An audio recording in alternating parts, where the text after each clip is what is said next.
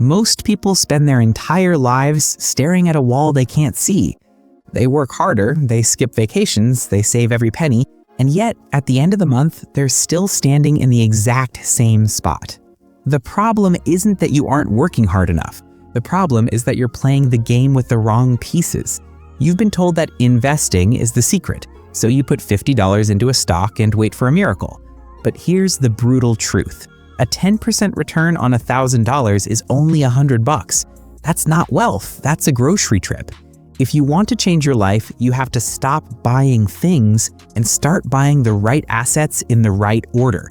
We've ranked every single place you can put your money into a tier list, from F tier, the stuff that keeps you poor, to S tier, the assets that build dynasties. In the philosophy of the great samurai, victory is decided before the sword is even drawn. It's decided by your positioning. So let's fix your position. We start at the bottom, F tier. These are economic parasites. Most people think these are signs of success, but in reality, they are the chains that keep you heavy. F-tier assets are status symbols bought with debt. The fancy car, the designer bag, the luxury watch you bought to impress people you don't even like. The moment you buy these, they lose value. They leak money every single month in interest and maintenance. They are leaking buckets. Then we have D-tier. I call this the slow lane. This is where the safe people go to wait for 40 years. We're talking about basic savings accounts and low-yield bonds. In a world where inflation is high, a safe savings account is actually a guaranteed way to lose 5% of your purchasing power every year. These assets are for keeping wealth, not for creating it. If you have nothing, you cannot afford to play defense. You need to move to C tier. C tier is the most invisible asset on the list, but it's the most important. It's time. Most people are time poor. You spend 8 hours at work, 2 hours commuting, and 4 hours doing maintenance, chores, laundry, groceries, and admin. You have 0 hours of deep work, and without deep work, you cannot build a ladder out of the hole. This is why your first purchase isn't a stock, it's a friction killer. You buy back your hours. If it costs you $20 to have your groceries delivered, but that saves you 2 hours, and you use those 2 hours to learn a skill worth $50 an hour, you didn't spend $20, you gained $80. Rich people use money to buy time. Poor people use time to save money. This is the fundamental shift. Once you've bought back your time, you move to B tier. This is the income floor. You are buying skills. Remember, investing multiplies money. If you want to invest big, you have to earn big. You cannot frugal your way to $1 million portfolio on a minimum wage salary. A high income skill is an asset you carry in your head. It cannot be stolen, and it doesn't crash with the stock market. You buy this by purchasing courses, books, and mentorships. You're literally downloading years of someone else's failure so you can have their success in weeks. You can be the smartest person in the world, you can have the sharpest sword and the best technique, but if you're fighting in a dark basement where nobody can see you, you are still going to end up broke. A tier is distribution. In the modern world, talent is a commodity, but attention is the currency. Distribution is the megaphone that tells the world you exist. Think about the silent expert, the person who spent 20 years mastering a craft but has 0 customers because they're too humble to post on social media.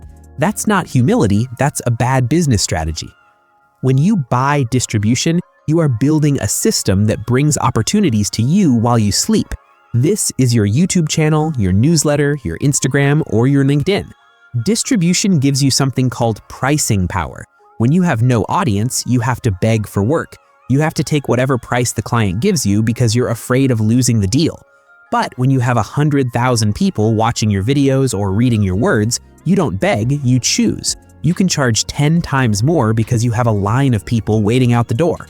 This is the stage where you stop hunting for food like a lone wolf and you start building a trap. The trap is your content. Every video you post is a soldier working for you forever. Most people skip this because they're afraid of what their friends will think, but your friends aren't paying your mortgage, your audience is. Now we reach the most dangerous part of the ladder, the gap. This is where 90% of successful people get stuck. They have a high income skill, they have an audience, but they are still the ones doing all the work. If you stop working and the money stops coming, you don't have a business. You have a very high-paying job. You are still trading your life for paper. To cross this gap, you have to stop thinking like a craftsman and start thinking like an architect.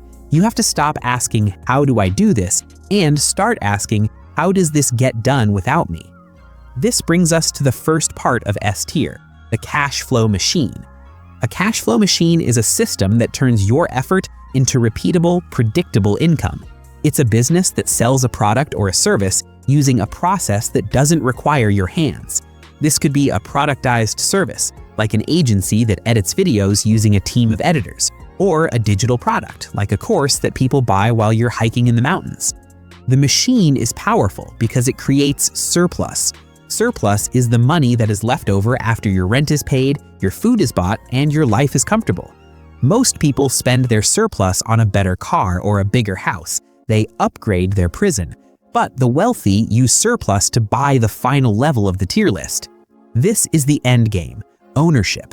This is where you move from making money to owning the things that make money. When you own a piece of the economy, whether it's stocks, real estate, or equity in other businesses, you are no longer a worker, you are a patron. You are collecting a tax on the hard work of the entire world. Think about inflation. When prices go up, the worker feels the pain, but the owner feels the gain. If you own the apartment, the rent goes up. If you own the company, the profit goes up. There is a specific stack to ownership. You start with the safest and move to the most powerful.